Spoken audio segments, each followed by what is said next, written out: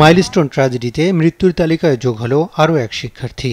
রোববার দিবাগত রাত 2টার দিকে জাতীয় বার্ন প্লাস্টিক সার্জারি ইনস্টিটিউটে চিকিৎসাধীন অবস্থায় মারা যান মাইলস্টোন স্কুল অ্যান্ড কলেজের 7ম শ্রেণীর শিক্ষার্থী শাহিল ফারাবী আয়ান।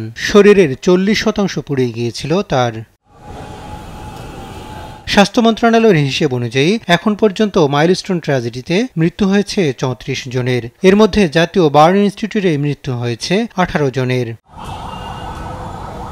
সোমবার দুপুরের সংবাদ সম্মেলনে হাসপাতাল পরিচালক অধ্যাপক ডক্টর নাসির উদ্দিন বলেন, আইসিইউতে থাকা 3 জনের অবস্থা এখনও অপরিবর্তিত।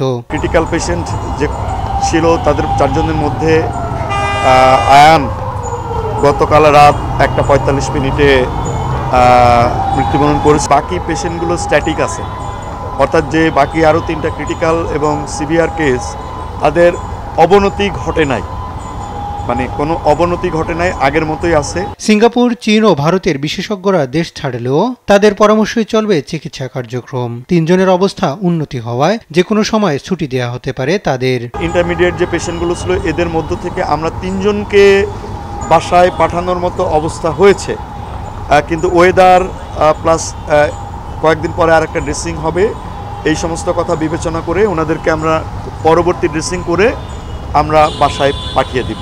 মাইলস্টোনের ঘটনা তদন্তে 9 সদস্যের কমিশন গঠন করেছে সরকার।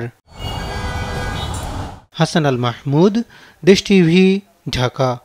ইনফরমেশনগুলো যেহেতু পেয়ে যাচ্ছে।